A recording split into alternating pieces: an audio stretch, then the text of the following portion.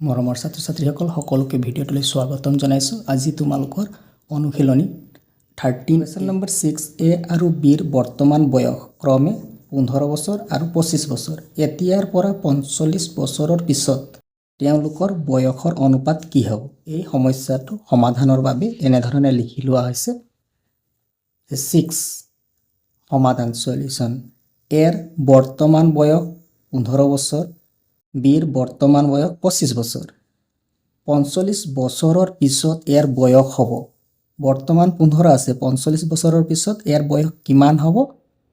15 যোগ 45 কৰিব লাগিব, অৰ্থাৎ এৰ বয়স হ'ব 60 বছৰ। বিৰ বয়স হ'ব ঠিক একেধৰণে 25ৰ লগত 45 যোগ কৰিব লাগিব, যোগ কৰিলে কিমান হ'ব? 70 বছৰ।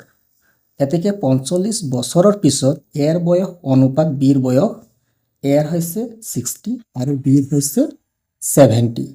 তো 60 অনুপাত 70, তো 60 অনুপাত 70, ইয়াত 0 আৰু 0 কাটা গ'ল, থাকিলে 6 আৰু 7। গতিকে উত্তৰটো হ'ব, অনুপাতটো হ'ব নিৰ্ণয় 6:7। কুৱেশ্যন নম্বৰ 7, দুটা সংখ্যাৰ অনুপাত 7:12। ইয়াৰ পূৰ্বপদক 2 গুণ আৰু উত্তৰপদক 2 বৃদ্ধি কৰিলে নতুন অনুপাতটো কি হ'ব?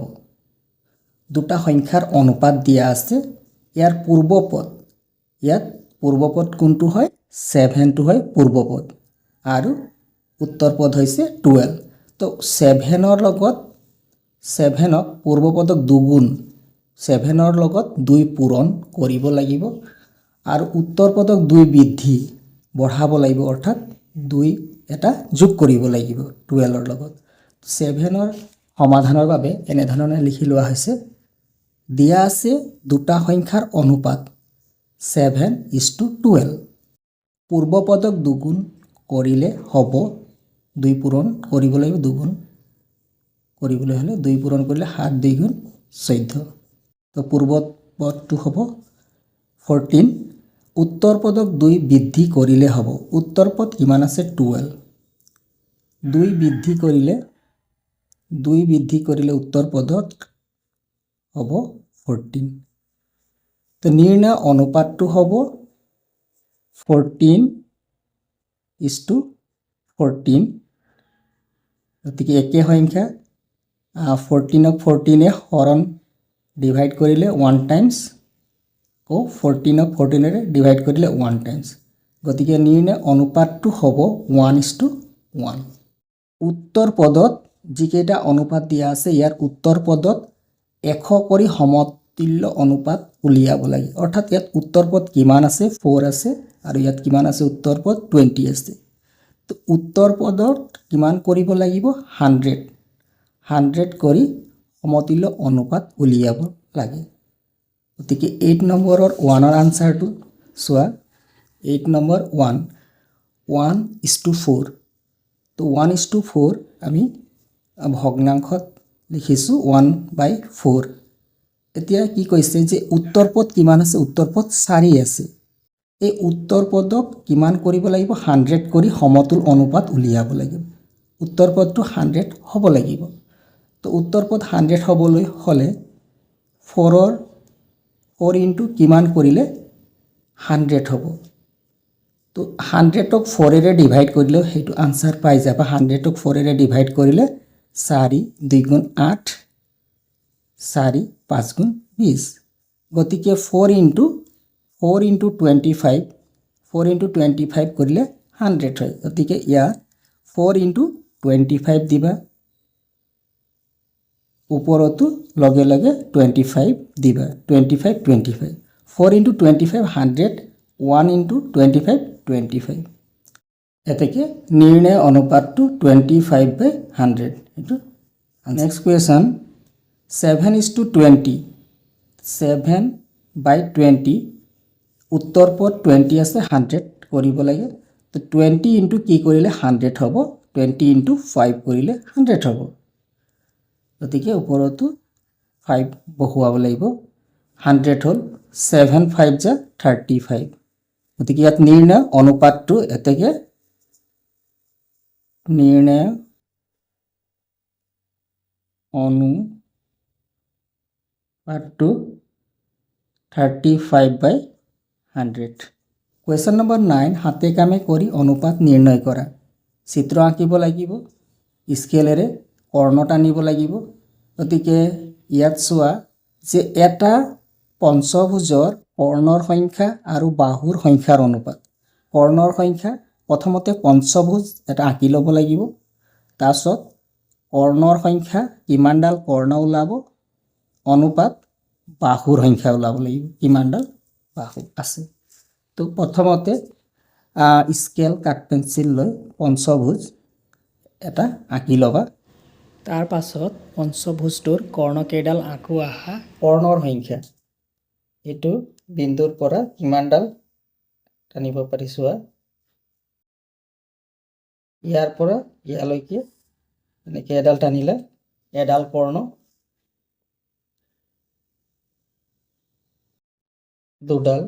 দুডাল কৰ্ণ।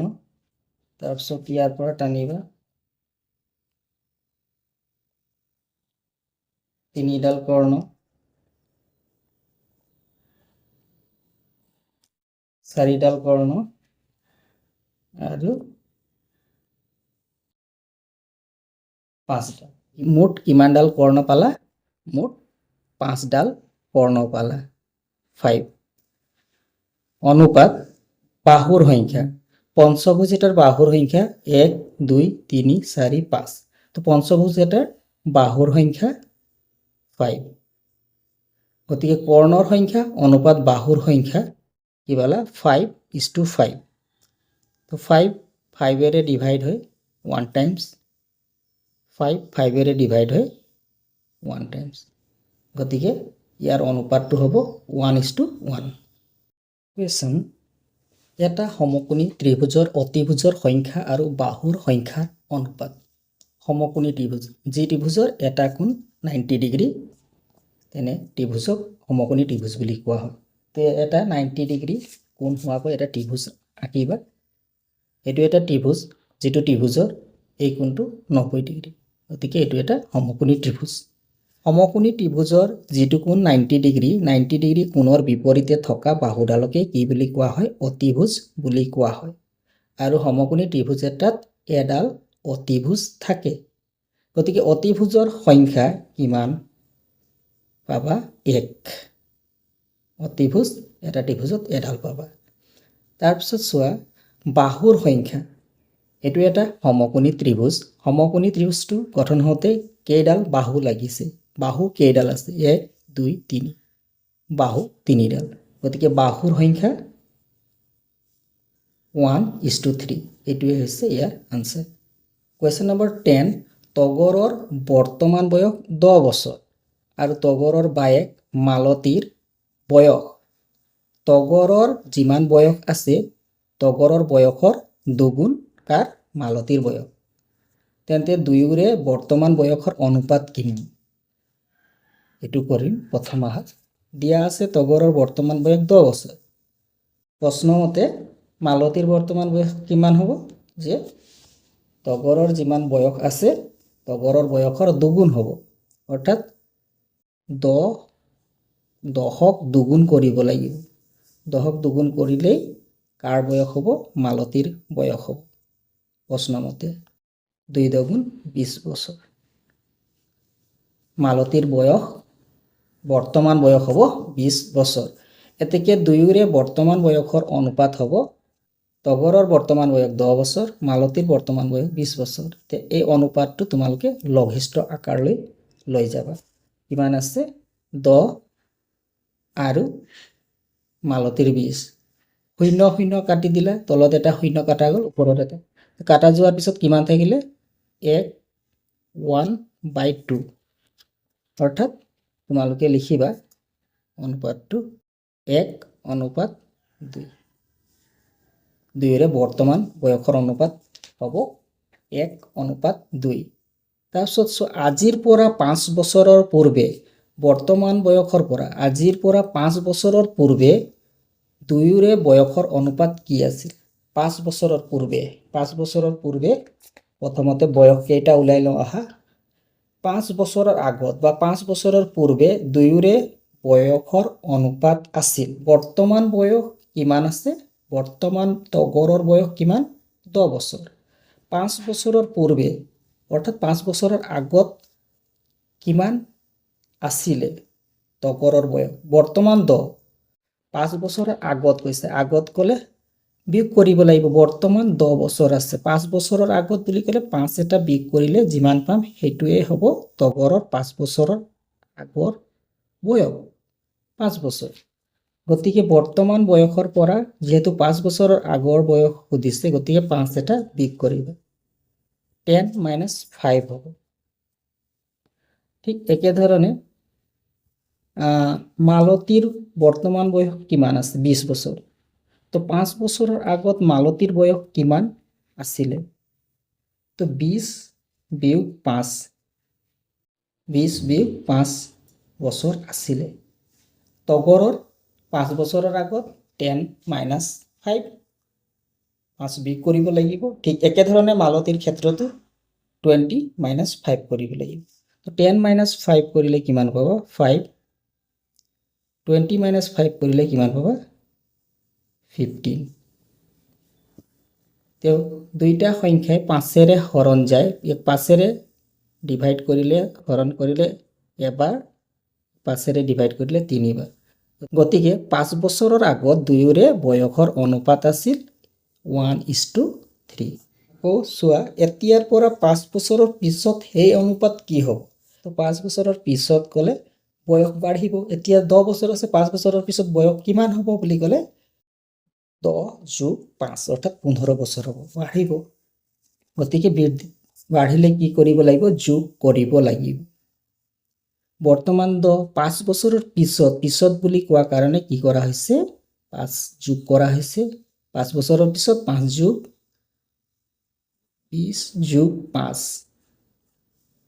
10 যোগ 5 কৰিলে 15 20 যোগ 5 কৰিলে 25 দুইটা সংখ্যা 5ৰে ডিভাইড হয় 5ৰে 15ক ডিভাইড কৰিলে 3 × 5 = 15 15ক 5ৰে ডিভাইড কৰিলে 5 × 5 = 25 গতিকে 5 বছৰৰ পিছত দুয়োৰে বয়সৰ অনুপাত হ'ব 3:5 এইদৰে পোৱা তিনিটা অনুপাত ঊৰ্ধ্বক্ৰমত সজোৱা এই অনুপাত তিনিটাৰ কোনটো আটাইতকৈ সৰু হ'ব একে সৰ বিশিষ্ট প্ৰথমতে কৰি লৈছে একে সৰ বিশিষ্ট কৰাৰ পিছত অনুপাত কেইটা তুলনা কৰিব পাৰিবা কোনটো সৰু কোনটো ডাঙৰ 2 3 5 2 3 5ৰ LCM 30 তো প্ৰত্যেকৰে হৰ 30 কৰিব লাগিব 2 15 30 ওপৰত 15 2 10 30 ওপৰত 10 2 6 30 18 তো আটাইতকৈ সৰু ভগ্নাংশটো হৈছে 30/10 গতিকে ঊৰ্ধ্বক্ৰমত সজালে এনেকৈ হ'ব 1:3 বা 1/3 এইটো আটাইতকৈ সৰু তাৰপিছত ইয়াতকৈ ডাঙৰ 30/15 আৰু আটাইতকৈ ডাঙৰ 3/5 30/18 গতিকে ইয়াৰ পাছৰ অনুপাতটো আহিব 1/2 ইয়াৰ পাছৰ অনুপাতটো 3/5 এনেধৰণে লিখিব পাৰা 1:3 1:2 3:5 এইটো হ'ব অনুপাত কেইটাৰ ঊৰ্ধ্বক্ৰম কুৱেশ্যন নম্বৰ 11 দুটা সংখ্যাৰ অনুপাত 7:12 তাৰে ডাঙৰটো 84 হ'লে সৰুটো কিমান তো 11ৰ সমাধান এনেধৰণে লিখা আছে দিয়া আছে কি দুটা সংখ্যাৰ অনুপাত 7:12 আৰু ডাঙৰ সংখ্যাটো দিয়া আছে ডাঙৰ সংখ্যাটো 84 প্ৰশ্নমতে সৰু সংখ্যা বা ডাঙৰ সংখ্যা সমান 7/12 তো সৰু সংখ্যা লিখা হ'ল ডাঙৰ সংখ্যা দিয়া আছে 84 = 7/12 তো সৰু সংখ্যাটো ওলাবলৈ হ'লে 84টো 7/12ৰ লগত ইফালে পাৰ হ'লে কি হ'ব পূৰণ হ'ব গতিকে 84 টো 7/12 লগত পূৰণ হৈছে। গতিকে ইয়াত কটাকটি কৰাৰ পিছত যিটো সংখ্যা পাবা সেইটোৱে হ'ব সৰু সংখ্যা। তো 84 সংখ্যাটো আৰু 12 সংখ্যা 3 4 গুণ 12, 4ৰেও যায়, 2ৰেও যায়, 6ৰেও যায়। ওপৰৰ সংখ্যাটো 4 2। গতিকে প্ৰথমতে সৰু সৰুকৈ কাটি লোৱা। 4ৰে হৰণ কৰিলে 8ক 4ৰে হৰণ কৰিলে 4 2 গুণ 8, 4ক 4ৰে হৰণ কৰিলে এবাৰ, আকৌ 12ক 4ৰে হৰণ ডিভাইড কৰিলে 3 বাৰ। এতিয়া 21 আৰু 3ৰ মাজত আকৌ কটাকটি যায়। তো 7 3 গুণ 21। গতিকে কটাকটি যোৱাৰ পাছত কি পালা 7 ইনটু 7, 7 7 গুণ 49, 49। এতেকে সৰু সংখ্যাটো হ'ব 49। 12 145 টকাৰ 1:4 অনুপাতত ভাগ কৰে। 145 টকাৰ 1:4 অনুপাতত ভাগ 1/4 ভাগ। তো ইয়াত মুঠ ভাগ হ'ব, মুঠ ভাগ 1/4 ভাগ, দুইটা যোগ কৰিলে কিমান পাবা 5, 5টোৱে হ'ব ইয়াৰ মুঠ ভাগ। সৰু ভাগটো হৈছে 1 আৰু ডাঙৰ ভাগটো হৈছে 4 আৰু মুঠ ভাগ হৈছে 5। এতেকে সৰু মানে 1ৰ কাৰণে যেটো ভাগ, এতেকে সৰু ভাগটো হ'ব কিমান টকাৰ, মুঠ টকাটো আছে 145। 145 টকাৰ মুঠ ভাগৰ 1, ইয়াৰ নিজৰ ভাগটো সৰু ভাগটো আছে 1, গতিকে মুঠ ভাগৰ 1। ইয়াক কটাকটি কৰিব লাগিব। 145 5ৰে ডিভাইড হয়। তো 5ৰে 145ক হৰণ কৰিলে কিমান হ'ব চোৱা, যে 14 আছে, 14ক 5ৰে 2বাৰ, 2বাৰ কটা গ'ল। 14ক 5ৰে 2বাৰ, তো 10 কটা গ'ল, 4 ইয়ালৈ আহিলে, তো 45, 5ৰে 5 9 গুণ 45, 5ৰে 29 বাৰ গ'ল, 5টো 5ৰে এবাৰ। তো ইয়াত কাটাকাটি কৰাৰ পাছত কিমান পালা 29, 29 আৰু তলত 1, তলত হৰ 1 ওলালে বহাব নালাগে। গতিকে ইয়াৰ ভাগটো হ'ল 29, সৰু ভাগটো হ'ল কিমান 29 1 যা 29, সৰু ভাগটো 29। আৰু ডাঙৰ ভাগটো হ'ব, অৰ্থাৎ 4টো ডাঙৰ ভাগটো হ'ব, ইয়াতো 5ৰে ডিভাইড কৰিলে 29 টাইমছ যাব 5ৰে। 29 ইনটু 4, 4 9 গুণ 36, 6, 4 2 গুণ 8, 116। গতিকে ডাঙৰ ভাগটো হ'ব 116, সৰু ভাগটো হ'ব 29। নেক্সট কুৱেশ্যন, 145 টকা কোনো অনুপাতত দুটা ভাগ কৰা হ'ল, তাৰে এভাগ হৈছে 27। 27 টকাক পূৰ্বপদ হিচাপে লৈ গঠন কৰা অনুপাতটো নিৰ্ণয় কৰা। 45ক দুটা ভাগ কৰা হ'ল, তাৰে এটা ভাগ 27 হ'লে আনটো ভাগ কিমান হ'ব বুলি ক'লে এটা ভাগ বিয়োগ কৰিব লাগিব।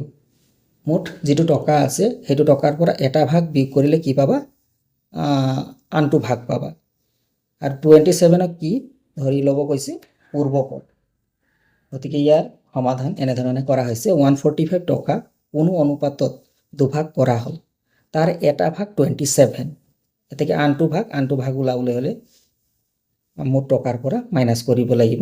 15 এক ধাৰ কৰিলে 15ৰ 7 গ'লে 8 থাকিলে ইয়াত 3ৰ পৰা 2 মাইনাছ হ'ল 118 টকা আনটো ভাগ। এতেকে নিৰ্ণয় অনুপাত 27টো পূৰ্বপদ, গতিকে প্ৰথমতে 27 লিখিবা, তাৰপিছত উত্তৰ পদ হ'ব 118। তো 27 118, 27টো 3 9ৰে ডিভাইড হয় আৰু 118 গোটেইকেইটা অংক যদি যোগ কৰা 8 একে 9 9 একে 10 হ'ব। 10 হ'লে 2ৰে হৰণ যাব যুগ্ম সংখ্যা, কিন্তু 3 আৰু 9ৰে হৰণ নাযায়, গতিকে কটাকটি নাযায়। গতিকে ইয়াৰ আনসাৰ হ'ব 27:118, এইটোৱে হ'ব ইয়াৰ আনসাৰ। কুৱেশ্যন নম্বৰ 14, মীনাক্ষীয়ে 90,000 টকা উপাৰ্জন কৰে, ইনকাম কৰে, তাৰে 30,000 টকা জমা কৰে আৰু এই যিটো জমা টকা তাৰে আধা অংশ অনাথালয়ত দান কৰে। এতিয়া আমাক কি উলিয়াব লাগিব? তেওঁৰ উপাৰ্জন আৰু অনাথালয়ত দান কৰা টকাৰ অনুপাত। উপাৰ্জন হৈছে 90,000 টকা, গতিকে এটা অনুপাতৰ প্ৰথম পূৰ্বপদটো হ'ব 90,000 টকা তেওঁৰ উপাৰ্জন আৰু অনাথালয়ত দান কৰা টকাৰ অনুপাত। আধা অংশ দান কৰে, 30,000ৰ আধা অনাথালয়ত দান কৰে, গতিকে 30,000ৰ আধা হৈছে 15,000, গতিকে অনাথালয়ত দান কৰা টকাটো হৈছে 15,000, গতিকে উত্তৰ পদ হ'ব 15,000। গতিকে ইয়াৰ সমাধান এনেধৰণে কৰা হৈছে যে মীনাক্ষীয়ে উপাৰ্জন কৰে 90,000 টকা, মীনাক্ষীয়ে জমা কৰে 30,000 টকা, তেওঁৰ জমাৰ আধা অংশ অনাথালয়ত দান কৰে। ইয়াতে তেওঁ কিমান দান কৰে? 30,000ৰ আধা, 30,000ৰ আধা হ'লে কিমান হাজাৰ হ'ব? 15,000 টকা। এতেকে নিৰ্ণয় অনুপাত পূৰ্বপদটো হ'ব 90,000, উপাৰ্জনৰ টকাটো পূৰ্বপদ 90,000